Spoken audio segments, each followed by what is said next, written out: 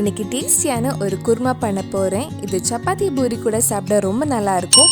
Next time நீங்கள் சப்பாத்தி பூரி பண்ணுறப்ப கண்டிப்பாக இந்த குருமா ட்ரை பண்ணி பாருங்கள். இந்த சுவையான சுண்டல் குருமா எப்படி செய்கிறதுன்னு இந்த வீடியோவில் பார்க்கலாம். ஃபர்ஸ்ட் குருமாவுக்கு தேவையான மசாலா ரெடி பண்ணலாம். அதுக்கு ஒரு குக்கரில் கொஞ்சம் எண்ணெய் ஊற்றி ஒரு சின்ன பீஸ் பட்டை, 2 கிராம்பு போட்டு 2 பெரிய வெங்காயம் வதக்க போகிறேன். வெங்காயம் நல்ல கோல்டன் ப்ரௌன் கலர் ஆகிற வரைக்கும் வதக்கணும். வெங்காயம் வதங்குற டைமில் நம்ம ஒரு தக்காளி மிக்ஸி ஜாரில் அரைச்சி எடுக்கலாம். மிக்ஸி ஜாரில் ஒரு தக்காளி, ஒரு பச்சை மிளகாய், 5 பல் பூண்டு, ஒரு பீஸ் இஞ்சி, 1/4 டீஸ்பூன் நல்ல மிளகு, 1/2 டீஸ்பூன் ஜீரகம், 1/2 டீஸ்பூன் சோம்பு எடுத்திருக்கேன்.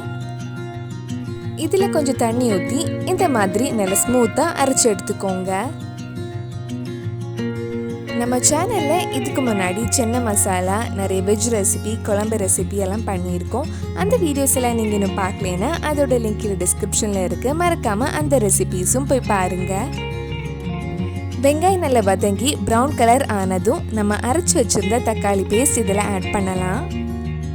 இது கூட கலருக்காக 1 teaspoon Kashmiri chilli powder, 1/2 teaspoon மிளகாய் பொடி, 1 teaspoon மல்லிப்பொடி, 1/2 teaspoon garam masala, 1/4 teaspoon மஞ்சள் பொடி ஆட் பண்ணியிருக்கேன். இந்த மிளகாய் பொடி மல்லிப்பொடி பச்சை வாசனை போகிற வரைக்கும் கொஞ்சம் நேரம் வதக்கலாம்.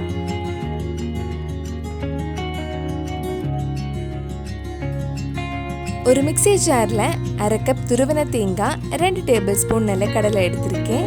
இதெல்லாம் சேர்த்து கொஞ்சம் தண்ணி ஊற்றி இந்த மாதிரி நல்லா ஸ்மூத்தாக அரைச்சி எடுத்துக்கோங்க. மிளகாய் பொடி மல்லிப்பொடி பச்சை வாசனை போனதுக்கப்புறம் இதில் சுண்டல் ஆட் பண்ணலாம். இது 1 கப் சுண்டல் நைட் ஃபுல்லாக தண்ணியில் ஊற வச்சது. சுண்டல் மசாலா கூட சேர்த்து நல்லா மிக்ஸ் பண்ணலாம். இது கூட தேவையான அளவு உப்பும் போட்டுக்கோங்க.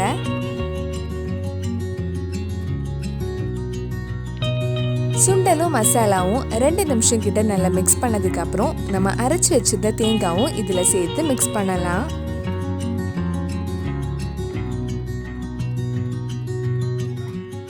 நம்ம தேங்காய் அரைச்சி அதே மிக்ஸி ஜாரில் 1/2 கப் கிட்ட தண்ணி எடுத்து இதில் ஊற்றி மிக்ஸ் பண்ணுறேன்.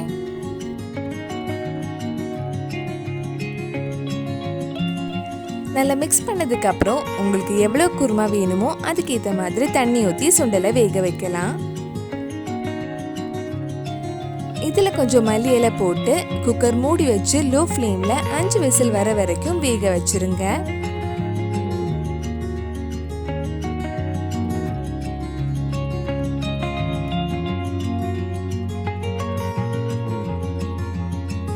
குக்கர் ப்ரெஷர்லாம் போனதுக்கு அப்புறம் ஓப்பன் பண்ணலாம். சுண்டல் நல்லா வெந்திருக்கு. உங்களுக்கு இந்த மாதிரி செமி கிரேவியா போதும்னா சப்பாத்தி பூரி கூட இப்படியே சர்வ் பண்ணலாம். இல்லைன்னா இன்னும் கொஞ்சம் கிரேவி வேணும்னா தேங்காய் பால் இல்லை பசும்பால் இல்லைன்னா தண்ணி ஊற்றி ஒரு 3 நிமிஷம் லோ ஃப்ளேமில் கொதிச்சதுக்கு அப்புறம் ஆஃப் பண்ணிடுங்க. அடுத்த வாட்டி சப்பாத்தி பூரி பண்ணுறப்ப கண்டிப்பாக இந்த டேஸ்டியான சுண்டல் குருமா உங்கள் வீட்டில் செஞ்சு பாருங்கள். பிடிச்சிருந்தா இந்த வீடியோவை லைக் பண்ணுங்கள், உங்கள் ஃப்ரெண்ட்ஸ் அண்ட் ஃபேமிலிக்கு ஷேர் பண்ணுங்கள். வேறு என்னெல்லாம் வெஜ் ரெசிபி நம்ம சேனலில் ட்ரை பண்ணலான்னு கீழே கமெண்ட் பாக்ஸில் சொல்லுங்கள். நீங்கள் இன்னும் என்னோட சேனலை சப்ஸ்கிரைப் பண்ணலைன்னா மறக்காமல் சேனலையும் சப்ஸ்கிரைப் பண்ணுங்கள். கூடவே அந்த பெல் ஐக்கனையும் ப்ரெஸ் பண்ணால் நான் புது வீடியோ போட்ட உடனே உங்கள் ஃபோனுக்கு நோட்டிஃபிகேஷன் வந்துடும்.